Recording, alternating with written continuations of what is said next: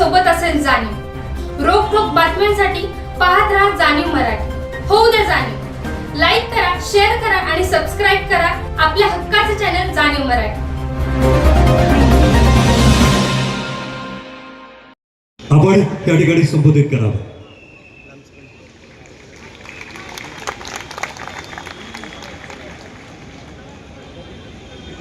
छत्रपती शिवाजी महाराज,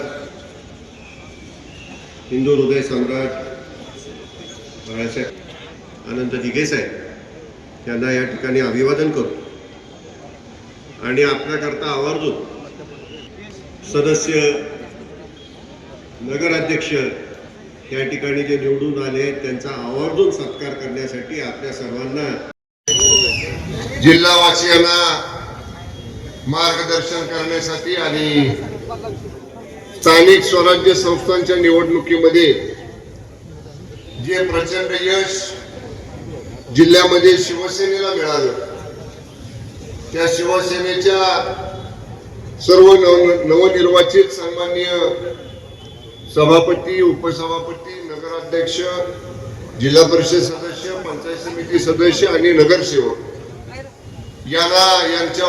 यांच्या पाठीवरती अभिनंदनाची थाप टाकण्यासाठी उपस्थित असलेले आपल्या सर्वांचे शिवसेना पक्षाचे मुख्य नेते, राज्याचे लोकप्रिय उपमुख्यमंत्री आदरणीय एकनाथजी शिंदे साहेब, मंत्रिमंडळामधले आमचे ज्येष्ठ सहकारी, या ठिकाणी आज आपल्या सगळ्यांना आशीर्वाद देण्यासाठी मिळवलेलं जे कष्टातनं मिळवलेलं आपलं यश आहे त्याचं अभिनंदनाची आपल्या पाठीवरती थाप टाकण्यासाठी आज आदरणीय एकनाथजी शिंदे साहेब आपल्यामध्ये या ठिकाणी आवर्जून उपस्थित आहेत। आज या ठिकाणी अंगापूरला कार्यक्रम झाला। जिल्हा संपर्क प्रमुख माननीय शरद कंचे साहेबांच्या गावामध्ये गणपतीचं दर्शन झालं, ग्रामस्थांच्या वतीनं साहेबांचा सत्कार झाला आणि त्या ठिकाणी देखील भाषणात साहेबांनी सांगितलं की या जिल्ह्यावरती माझं विशेष लक्ष आहे। तुम्हाला आम्हाला सगळ्यांना अभिमान आहे, कोयना पुत्र असल्याचा, कोयना सुपुत्र असल्याचा आदरणीय शिंदे साहेब मी नेहमी सांगतो। कोयना धरणाची भिंत, कोयना धरण ज्या ठिकाणी बांधलं ते कोयना नगर माझ्या विधानसभा मतदारसंघात आहे आणि 50-55 किलोमीटर जे कोयनेचं पाण्याचं फुगवटा पाठीमाग आहे आणि जिथं शेवटच्या टोकाला टेल एंडला पाणी जातं तिथलं दरे तापोळा गाव आदरणीय एकनाथजी शिंदे साहेबांचं आहे। आम्हाला दोघांना या गोष्टीचा अभिमान आहे की आम्ही दोघंही कोयना माईचे सुपुत्र आहोत। या कोयना माईची सेवा करण्याची, या भूमीची सेवा करण्याची संधी आपल्या सगळ्यांच्या माध्यमातून या ठिकाणी आम्हाला मिळालेली आहे। आज जिल्ह्यामध्ये उदय सामंत साहेबांचं मी अभिनंदन करेन की या ठिकाणी असणाऱ्या MIDCचा प्रश्न त्यांनी सोडवला। या ठिकाणी अनेक वर्ष प्रलंबित असलेले नवीन कामांच्या मागणीचा प्रश्न त्यांनी सोडवला।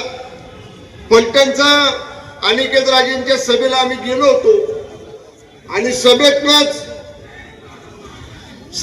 माननीय शिंदे साहेबांनी उदय सामंत साहेबांना फोन केला आणि आज 2-3 महिन्यामध्ये तो प्रश्न मार्गी लावल्याचं मंत्री महोदयांनी या ठिकाणी आपल्याला सांगितलं। मला जिल्हावासियांना एकच सांगायचं, हा फरक आहे। माननीय शिंदे साहेबांच्या नेतृत्वाखाली आम्ही काम करतोय, मंत्री म्हणून काम करतोय, आमचे सगळे सहकारी आमदार म्हणून काम करतात। जे होण्यासारखं असेल तेवढंच आम्ही लोकांना सांगतो आणि एकदा का लोकांना शब्द दिला की मग कितीही टोकाला जाऊन प्रयत्न करावा लागले तरी चालेल, पण जनतेला दिलेला शब्द पूर्ण करायचा ही शिकवण आदरणीय एकनाथजी शिंदे साहेबांनी त्यांच्या आम्हा सगळ्या सहकार्याने या ठिकाणी दिलेली आहे। साहेब, जिल्ह्याचा थोडक्यात आढावा मी आपल्याला सांगेन। गेल्या 7-8 महिन्यापूर्वी नगरपालिकेच्या निवडणुका झाल्या। त्याच्यानंतर जिल्हा परिषदेच्या निवडणुका झाल्या. याच्या अगोदरची जिल्ह्यातली परिस्थिती काय होती? जिल्ह्यामध्ये 2 सदस्य शिवसेनेच्या चिन्हावर निवडून आले होते आणि एक पाटण विकास आघाडीचा विजय पवार आमचा शिवसैनिकच होता, पण त्याला तिकीट मिळालं नाही म्हणून तो आघाडी करून उभा राहिला. असे 3 सदस्य फक्त जिल्हा परिषदेमध्ये शिवसेनेचे होते.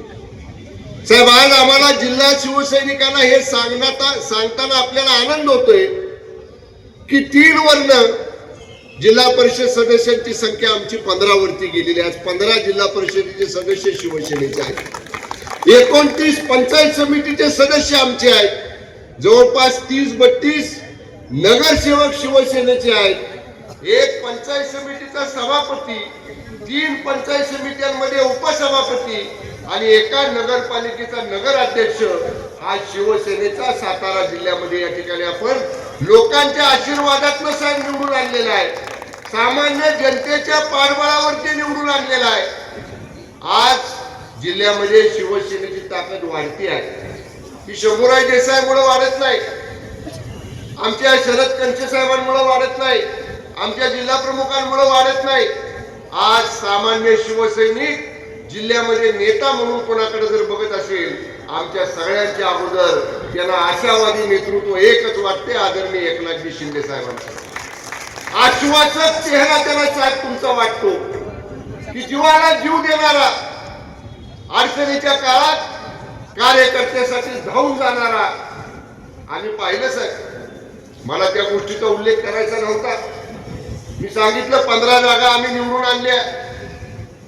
राष्ट्रवादी काँग्रेस पक्षाची आपली ट्रिपल अलायन्स होत साहेब. 37 जागा जिल्हा परिषदेच्या बहुमताला लागणाऱ्या 37 जागा आम्ही जिंकून आणल्या. काय राजकारण घडलं, कसं घडलं, महाराष्ट्रानं पाहिलं. अगदी देशातल्या चॅनेलनं त्याची नोंद घेतली. पण 37 लोक निवडून येऊन सुद्धा आम्हाला साहेब थोडी खंत वाटली की तुमच्या समोर आम्ही आमचा अध्यक्ष, उपाध्यक्ष, सभापती घेऊन येऊ शकलो नाही. हा आमचा कमीपणा आहे. आम्ही कुठेतरी कमी पडलो. का कमी पडलो, कशात कमी पडलो याचा उल्लेख मी या ठिकाणी करणार नाही. पण जनमत म्हणाल, लोकमत म्हणाल, मतदारांचा कौल म्हणाल तर तो शिवसेना राष्ट्रवादी काँग्रेसच्या निवडणूक पूर्व युतीलाच होता. जिल्ह्यानं ती युती स्वीकारली होती. आजही जिल्ह्यानं ती युती स्वीकारलेली आहे. आम्हाला कुणावरती टीका करायची नाही. आम्ही कुणाला बाजूला ठेवण्याचा प्रयत्न केला नाही. साहेब, माध्यम सांगतील आपल्याला, मी समजा खोटं बोलत असेल असं क्षणभर धरा. नगरपालिकेच्या निवडणुकीला मी प्रयत्न केला जिल्ह्यामध्ये महायुती करायचा, त्याला नाही यश आलं. साहेब, जिल्हा परिषदेच्या निवडणुकीमध्ये सुद्धा मी प्रयत्न केला महायुती करायचा, पण एका मोठ्या पक्षाकडनं आम्हाला प्रतिसाद नाही मिळाला. शेवटी नाही प्रतिसाद मिळत म्हटल्यावर तिघांची महायुती होती. 2 जण आम्ही एकत्र बैठकीला होतो. ते म्हणले नाही ते तर आपण तरी एकत्र लढूया. आम्ही एकत्र लढलो.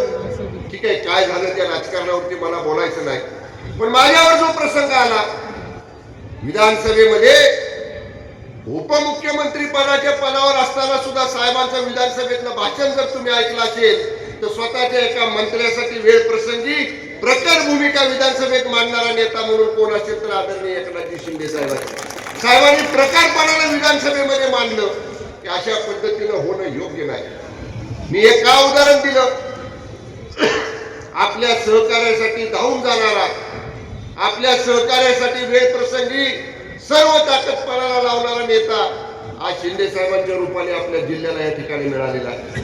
साहेब, जिल्ह्याच्या खूप अपेक्षा आपल्याकडनं आहेत. आपण मुख्यमंत्री असताना कृष्णा खोऱ्याचे रखडलेल्या प्रकल्पाला भरभर प्रशासकीय मान्यता दिल्या, भरभर त्याची टेंडर काढली, पुनर्वसनाचे प्रश्न सोडवायचा निर्णय आपण घेतला, पर्यटनाला जिल्ह्यातल्या चालना देण्याचा निर्णय या ठिकाणी आपण घेतला. पण मला सांगितलं एवढं निसर्ग सौंदर्य आहे, सातारा जिल्हा पर्यटन जिल्हा झाला पाहिजे.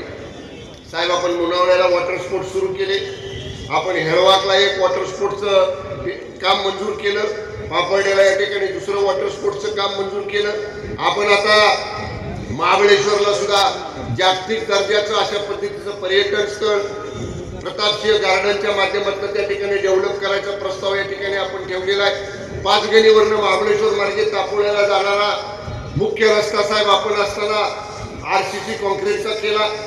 मागच्या कांदा खोऱ्यामध्ये महाराष्ट्रात नाही या 18 राज्यांमध्ये नसतील एवढे दर्जेदार सीलिंग सारखे पूल आज कोयना बॅकवॉटरच्या कांदा खोऱ्यामध्ये या ठिकाणी आदरणीय शिंदे साहेब मुख्यमंत्री असताना त्या ठिकाणी मंजूर झाले.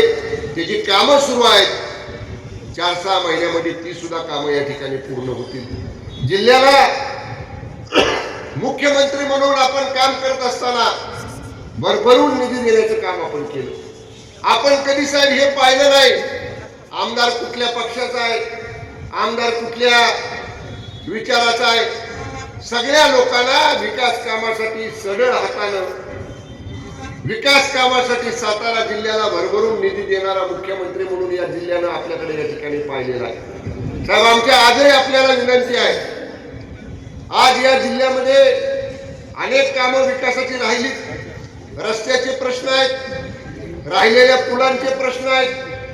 आज पुनर्वसन मंत्री आमच्या जिल्ह्याला मान्य मकरंद आबा लाभलेले आहेत. पुनर्वसनाच्या प्रश्नाला आता आम्ही गती दिलेली आहे सोडवायला. पण राहिलेल्या ज्या सुधारित प्रशासकीय मान्यता जलसंपदाच्या आहेत त्या तातडीनं होऊन ती सुद्धा कामं या ठिकाणी लवकर मार्गी लागणं या ठिकाणी गरजेचं आहे. साहेब पर्यटन विभाग आपण माझ्याकडे दिलेला आहे. आम्ही पर्यटनाचा जिल्ह्याचा रोडमॅप या ठिकाणी करण्याचं काम आमचं अंतिम टप्प्यामध्ये आलेलं आहे. आणि आपण दोघांनी त्याला मान्यता दिल्यानंतर मंत्रिमंडळासमोर तो घेऊन त्याला अंतिम स्वरूप या ठिकाणी आपण देऊ. साहेब जागतिक नकाशावर महाराष्ट्र एक टुरिझम हब, महाराष्ट्र एक डेव्हलप टुरिस्ट डेस्टिनेशन करण्याचा आमचा प्रयत्न आहे. आणि त्याच्यासाठी सुद्धा आपण ज्या काही सूचना जे काही आदेश आमच्या विभागाला दिलेले आहेत पर्यटन विभागाला ते सुद्धा या ठिकाणी निश्चित आम्ही मुदतीमध्ये या ठिकाणी पूर्ण करू. साहेब जास्त मोठं भाषण मी करणार नाही.